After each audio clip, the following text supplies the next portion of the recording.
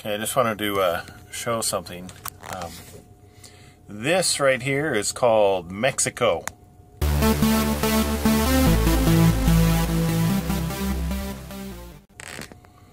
I'm in Laredo, Texas. Sorry that went blurry, but I'm as close to the border as I can get, I guess.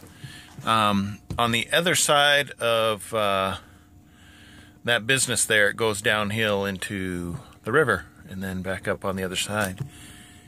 I just thought I'd point that out really quick before I go check in for this particular company. I think I'm picking up 4 coils here and heading towards Dallas, Texas. Okay,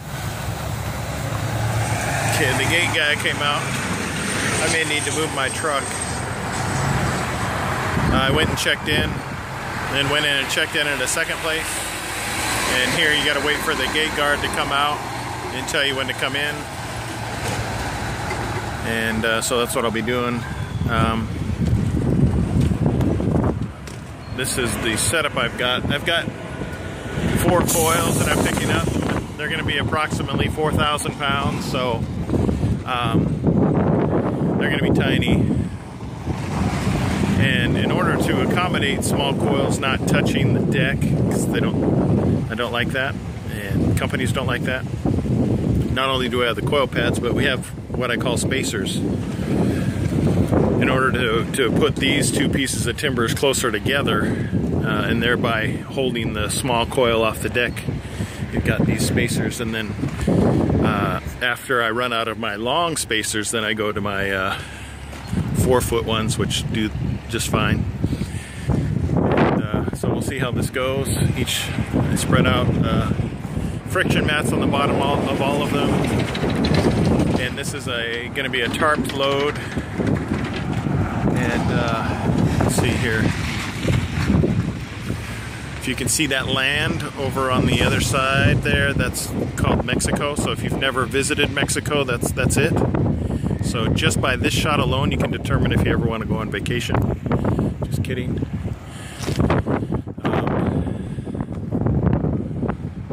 Yeah, that that cargo van has got some brass. You know, we've got a line of trucks, and he just pulled up and decided, hey, I'll just park in front of this blue truck. So, okay. But this is Laredo. It's actually cooler outside my truck. It's a nice, 79 degrees outside with some, 79% humidity. This is kind of insane. Or it feels that way anyway. Maybe the humidity's low and I just am sweating my butt off because this is supposed to be winter. This is January.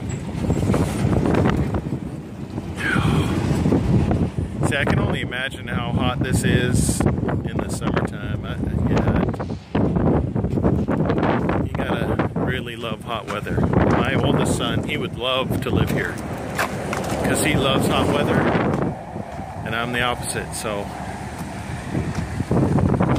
Alright, well that's it for now until I get everything loaded. And these are just temporarily spaced right now. Even though these are going to be smaller than normal coils, I may have to space these farther apart, which is easy to do. I typically have them start loading from the center, and then I can space these out as needed to accommodate whatever size these coils end up being in diameter. I think I'm pretty close though, because from what I saw in there, this should accommodate what I'm getting. And yeah, and I'll end up using all my securements, my chain securements on this, because that's the way it works. And that's it for now until I get loaded, because I've seen enough of the scenery. I don't know if I necessarily need to show more of it. I've got my air conditioning running in the back to make it somewhat tolerable in here. If you have any questions about Laredo, Texas, I feel like I'm an expert now that I've driven through it, so leave your questions and comments below, and I will give you an expert response, full of knowledge and happiness in every response that I give. Now I just got to sit here and hope that my coil pads don't blow away, because it's been incredibly windy down here. Hopefully when they put up the wall over there, you know, because there's going to be a big wall on the border, then maybe that'll block some of the wind that comes this way, and it won't be so hard to drive through this area.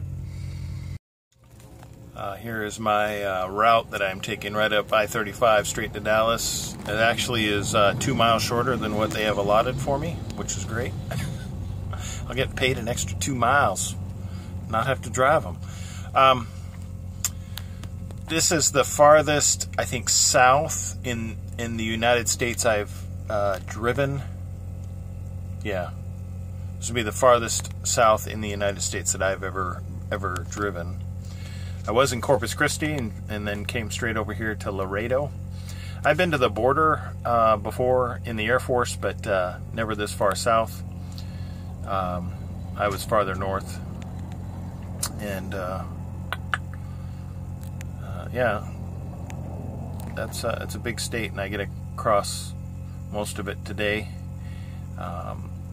It says it's about a 7-hour drive, but I've got 7 hours and 31 minutes left on my clock, and I haven't started getting loaded yet. So once I get loaded, I obviously have far less time than that, and so I won't make it there all the way today, which is fine. I'm planning on delivering tomorrow. Tomorrow is, what is tomorrow? Thursday? And drop this off and hopefully get me something that will continue to head me that way, because this is a great assignment. It's heading me towards my house. Dallas is only 10 hours from where I live, and that's a day's drive, and it's going to be Thursday morning when I drop this off, so I'll have no problem, I think, getting home. It's just getting an assignment from that location continuing to head in that direction. So as you can see, there are a lot of trucks here at this particular place. They have lots of different steel products, and everybody's waiting for their turn to be called, their name to be lit up on the board of excellence. Mine should be popping up there soon, hopefully. Crossing fingers. This gentleman here, he just came and talked to me. He says he watches my videos, so I'm going to capture him on video working, and then he can possibly watch it again later and see himself and show his wife. So yes, you can. If you're watching this right now, you can. This confirms that your husband does work for a living. So it's not a conspiracy.